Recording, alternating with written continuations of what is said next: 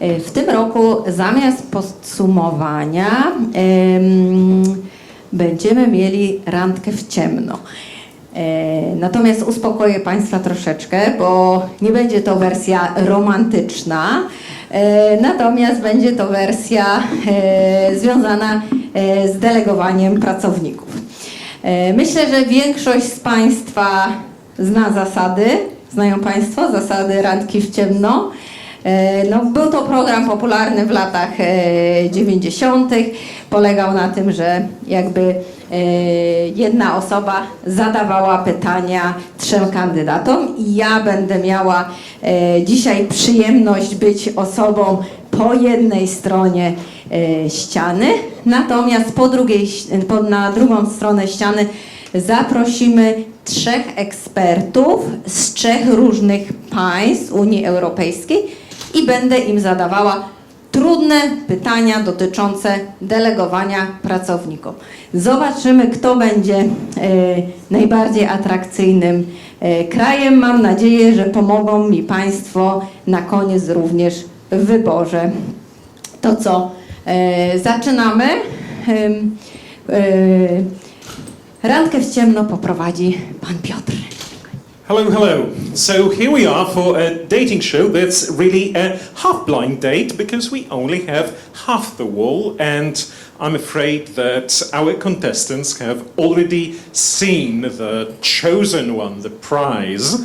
And the other thing is that I will be more slowly speaking than normally because we have simultaneous interpretation and I can't go like, hey, put your hands together now for the 3 contestants. Because, no, come on, put your hands together for the 3 contestants. You still don't know who they are, but I already do.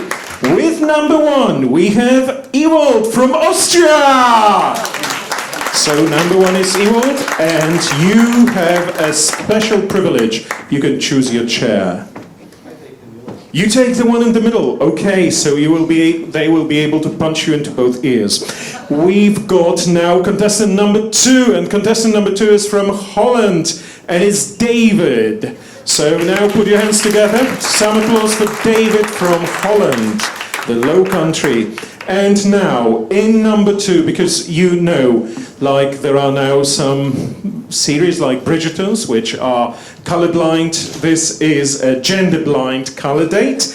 And we've got Julia from Germany in number 3.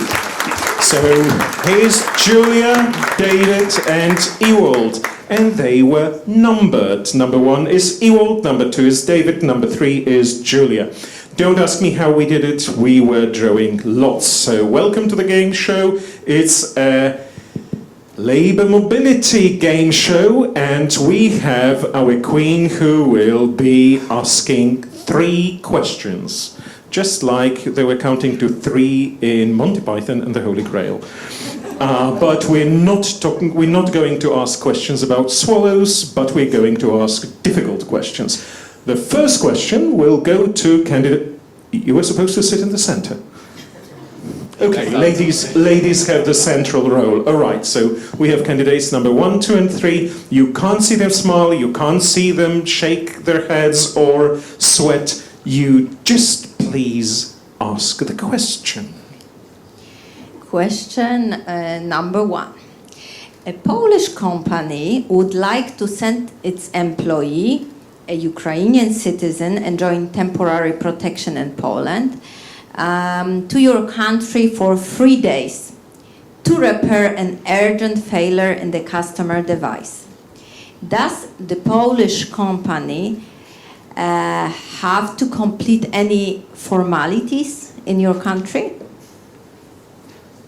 Number 1. Thank you. Yes, Austria is for sure the most attractive country for this question, because the Polish company has to fulfill all the posted worker notification regime.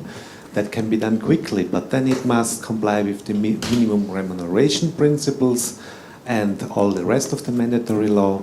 It has very, very much administrative requirements to fulfill, and at the end of the day, I hope that the damage was not too big, because it needs a license to do these working activities in Austria, unless it is an industrial huge company which is exempted. So I hope the damage is not too big. All right. How about number 2, the Holland or the Netherlands officially? What about the damage? What about the 3 days? We're a bit more pragmatic in the Netherlands, so we have an exemption. If the machinery is supplied by the Polish employer, then there is an exemption ground.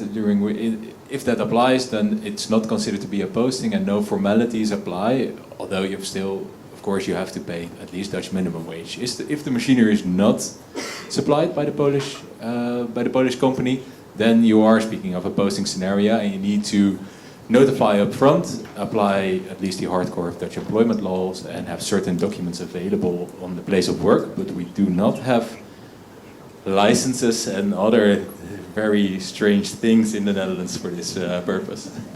And now it's Julia, and it's Germany. Zapraszam jak najbardziej do Niemiec, najbardziej atrakcyjny kraj na posting of workers. And on that note, I switched to English. You might be in luck because you might not even need a visa. We've heard a lot about Germany today. But for this specific instance, if you are a Ukrainian citizen and you've got temporary protection in Poland, you're being posted to Germany for a few days, you can enter visa-free. And if you are repairing a machine that your company has delivered that is being used for commercial purposes, and there's only a notification, not a permit duty, to the Federal Employment Agency, then you might be in luck. You might not even need a visa. So that's definitely a plus. You would have to comply with minimum wage requirements and so on, and depending on the industry, there might be another notification duty, but it's definitely all doable. Come to Germany, everyone. All right, we've got 3 answers, and the third one ended with inviting all of us, not only the Queen, to Germany. So you probably have already made up your mind, and now it's your time to ask question number 2, which will be answered in the order 2, 3, and 1. So number 1 will now be number 3, to make matters easier. Okay, question number 2. A Polish company posts its employees to your country, and during an inspection conducted by the local labor authorities, it turned out that the Polish company incorrectly calculated the salary of its employees posted to your country. What action? Are you sure? Polish companies don't do that. Yeah, it happens sometimes. Oh my. What action will the labor inspection take? Will the Polish company be fined? This is a difficult one. And that's a difficult question, and we're starting with candidate number 2, who I can see is already licking his lips and looking expectantly. And now, David, is your time to answer. My time to shine.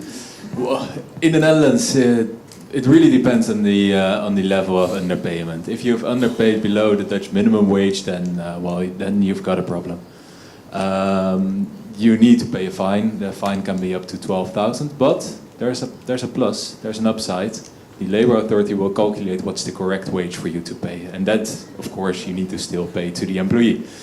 If it's above Dutch minimum wage, but it's below the CLA level, then the Dutch Labour Authority themselves, they do not do a lot themselves, but they can alert the CLA police, which is another authority, and they will come to your company and force the entire CLA, at least the items that are applicable to your situation, and they can go into details.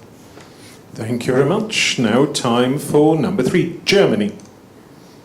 Well, there is a lot of love in Germany, especially for regulations, as we all know. So I think this is the perfect show for us.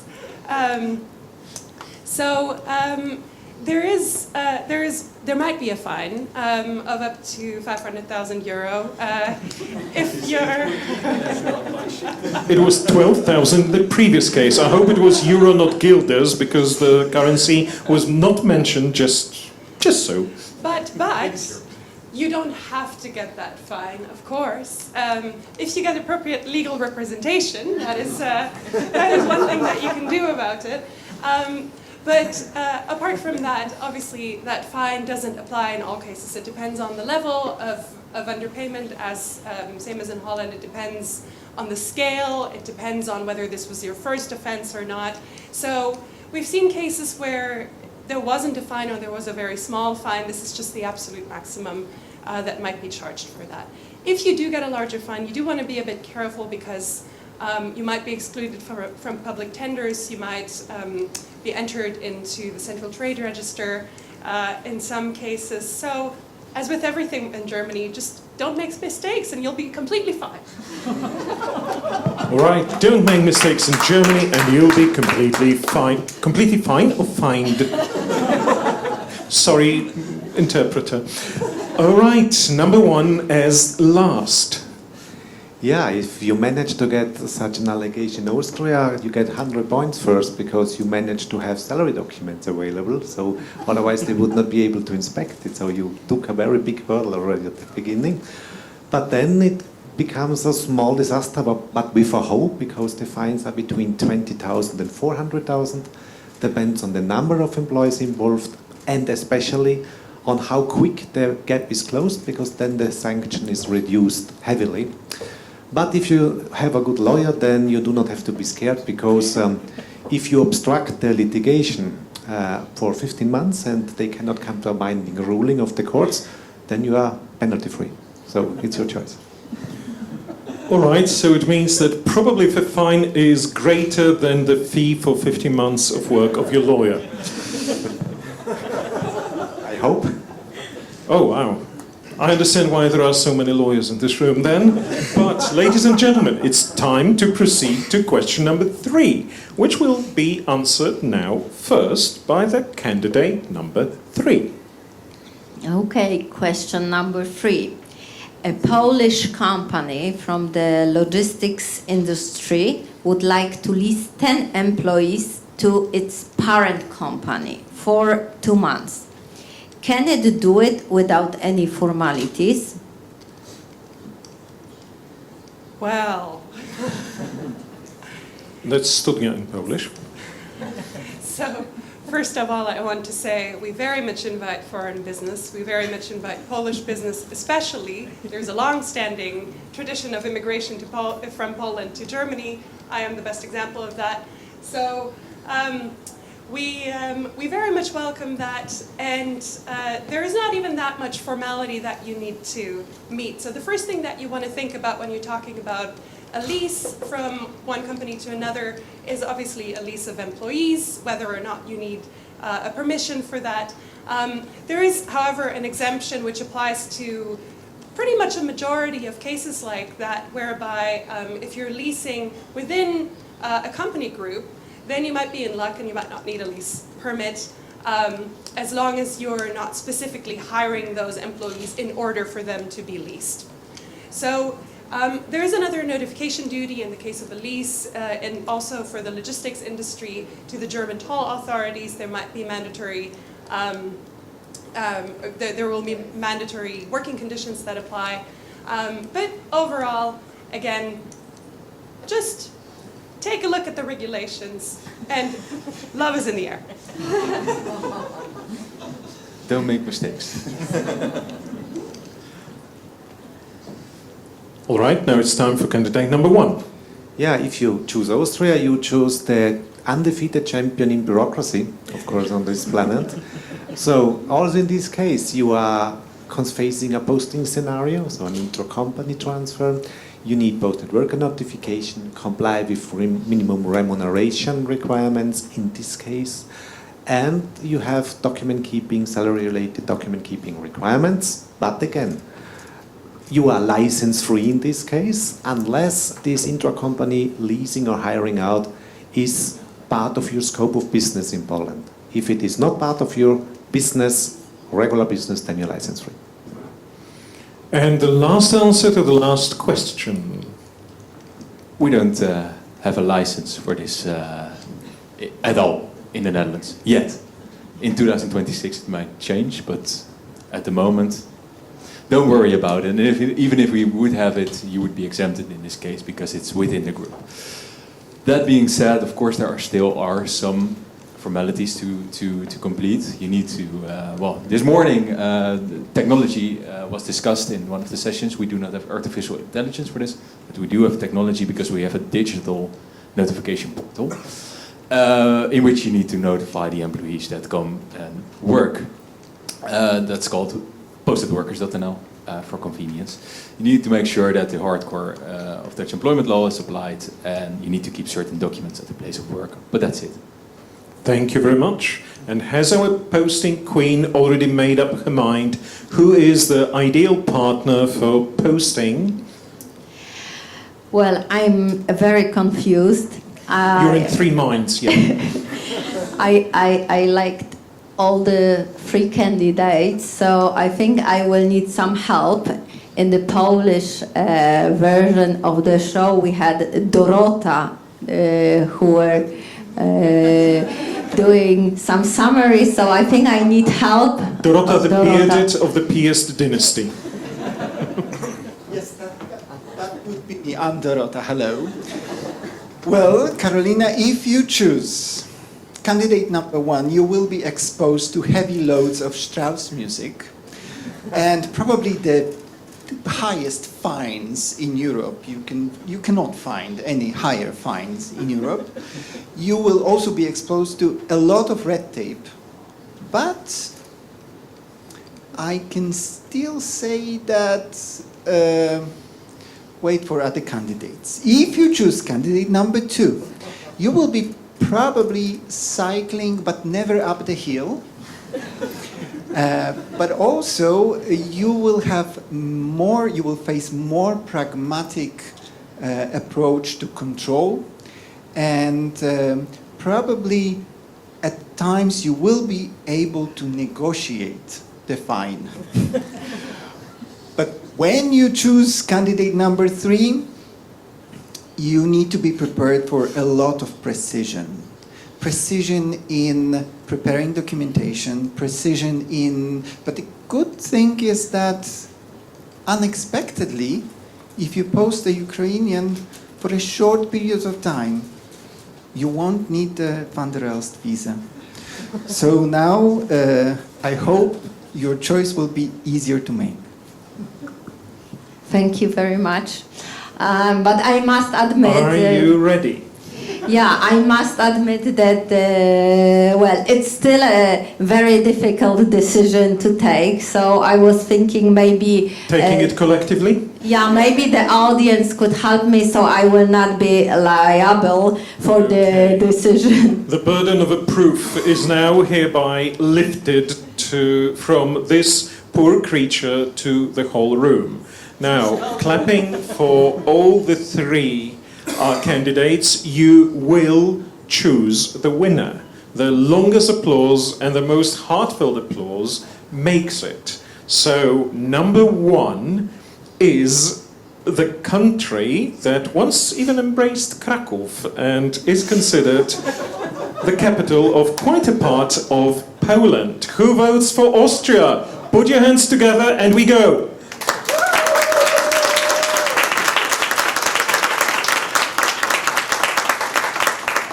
All right, I even heard some faint-hearted yodeling from that corner. Great. So now the Low Countries, the Netherlands, they used to be called Holland, but they thought that this is too closely associated with the smoke and the F word. So it's the Netherlands, number 2.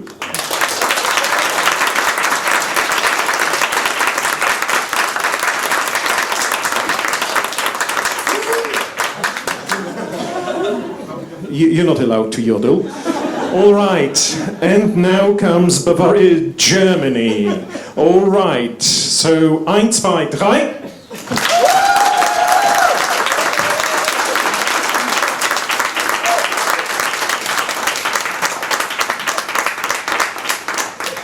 Well, by 6 seconds longer, even though Austria had some yodeling, Holland wins with Austria.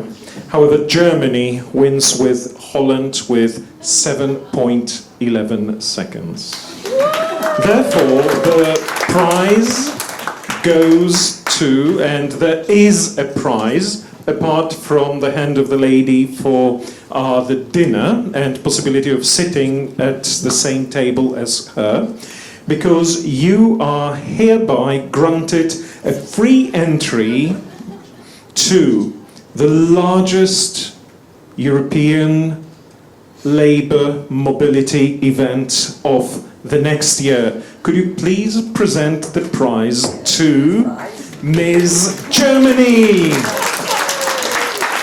And here comes the prize. All right, ladies and gentlemen, a family photo. Thank you very much. Sorry, you will probably have to pay for participation in that great event. Sorry, gentlemen, next time. But you know, the two of you can go for ein Bierstein. Yeah, okay, I believe that they will sort it out over a Heineken or the Austrian counterparts, Stefanel probably. And I understand that this is the end. Sorry for my role, but you know, this is a show that was supposed to be entertaining. Once again, please put your hand together for the true heroes, the answerers and the Oscar. The Oscar was 1, the answers were 3, so there was an unfair advantage, but they were all for great.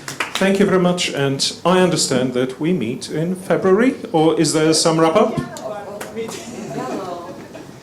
We meet at the piano bar at 8 p.m., but then later on in February, on 17th and 18th of February, for the European Labour Mobility Congress. And that will be, of course, not only yours, but also yours, Posting Paradise. Thank you very much for being with us today. Thank you, Marta, Tanel, Frederick, and Kamil. Thank you for moderating the sessions, and thank you all the speakers. You did really a great job, and I'm really glad we didn't have too much PowerPoint. Next time we work on longer breaks, that's a promise. Thank you very much. See you tonight. Bye-bye.